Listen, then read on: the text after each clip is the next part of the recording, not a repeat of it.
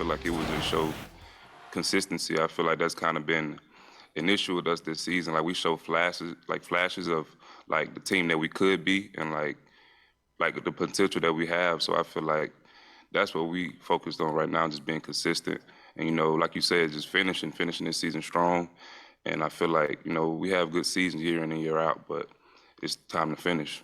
It's been a special journey, especially knowing that a lot of people doubted us throughout the season, and we had to just find our identity as a whole and know that if we didn't come back from the loss, that we wasn't going to be able to be where we're at right now. So we had to just lock in and find the weaknesses and just build on that. At the end of the day, this isn't a vacation that we took. It's a business trip, and, you know, we had to come in every day and work like we do if we were staying at school to practice and prepare for a game like we do any other week. So I think just approaching it with more of a business mindset and understanding what's at stake really helps us out. SportsCenter on the Road is presented by Rocket Mortgage. You know, I thought I worked hard, and then there's Laura Rutledge filling in on Monday Night Football, now the CFP. Can you please stop making the rest of us look bad? You're everywhere, Laura. I think I'm oversaturated at this point. People are getting tired of me. I'm just glad you guys would still have me on the show here today. No, we love to see it, and we love to see you. This is a different atmosphere this year. How much do the Crimson Tide feel like they are missing out on the bowl experience because of COVID?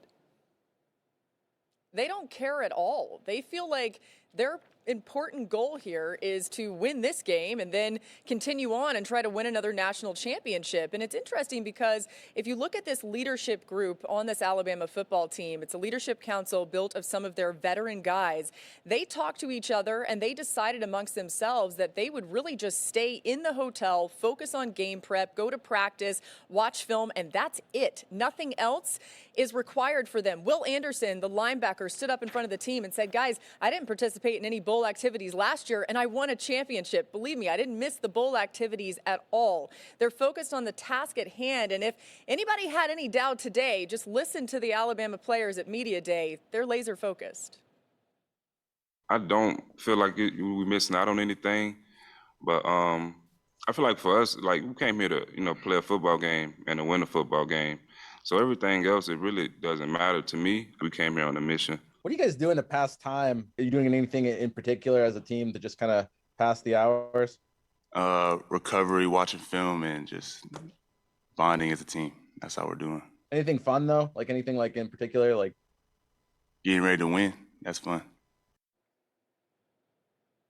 Yeah, what Cameron Latu just said right there is exactly how this entire Alabama football team feels. And Bryce Young, the quarterback, a lot more comfortable now that Bill O'Brien, their offensive coordinator, is back with the team after being away due to COVID protocols. Just that instant feedback that Coach O'Brien, or OB as they like to call him, gives after a play. Hey, what did you see on that look? What can I do different next time? Now just having him by his side makes a big difference in the comfort level of the quarterback, who of course won a Heisman Trophy, but says it's about much more for him and this team going forward. The Crimson Tide 5-1 in playoff semifinal games. Laura, thank you very much. Victoria, other side of the coin?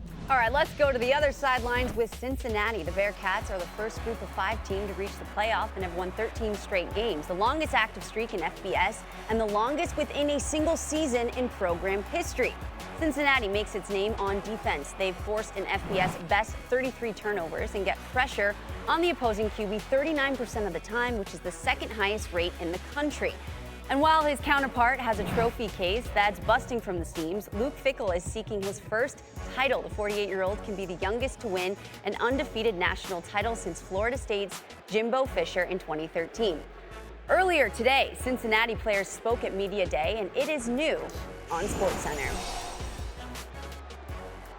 We're here for a reason, just here because of the fact that, okay, cool, let it sense. Like, no, we played well throughout the whole season. Now let's continue to do that, not really thinking to changing things up or trying to do things differently in that aspect. So make sure you go out on the 31st and you play ball.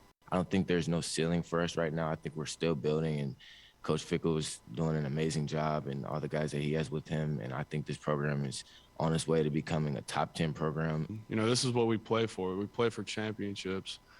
This is what we prepare for all season, all off season. And to be here and to not take advantage of it would be a real regret. And, we just want to make sure that we come out, most prepared football team, and hopefully get a win. Back to the Cotton Bowl we go, and for the Cincinnati perspective, we've got Molly McGrath. Molly, what type of opportunity does this game present for Cincinnati? Well, Victoria, this is a huge opportunity. Cincinnati isn't just trying to beat the #1 team and a perennial blue blood in college football. They're trying to change people's minds about Power 5 versus Group of 5 teams. The last time Cincinnati played on a stage this big was last year against Georgia in the Peach Bowl. That was a really close game, but they ended up losing, and that game has absolutely haunted some of the veterans on this team. It's a big reason why a lot of guys decided to come back for another year. And 6-year defensive lineman Curtis Brooks spoke earlier today about what it would be like to succeed on this stage again and to beat Alabama. Oh, and knocking off Alabama, oh man, talk about a dream come true. As a kid, watching football, Alabama, Nick Saban, that's who's on TV all the time. Now, do we get the opportunity to go play them? It's everything you ask for as a football player. Yeah. Now, quarterback Desmond Ridder told me going up against Alabama isn't a challenge. He's looking at it as though it's an opportunity to measure themselves against the best of the best in college football and elevate this program to the point where them playing for a championship year in and year out is no longer surprising to people. Victoria. Thanks for watching ESPN on YouTube. For live streaming sports and premium content, subscribe to ESPN+.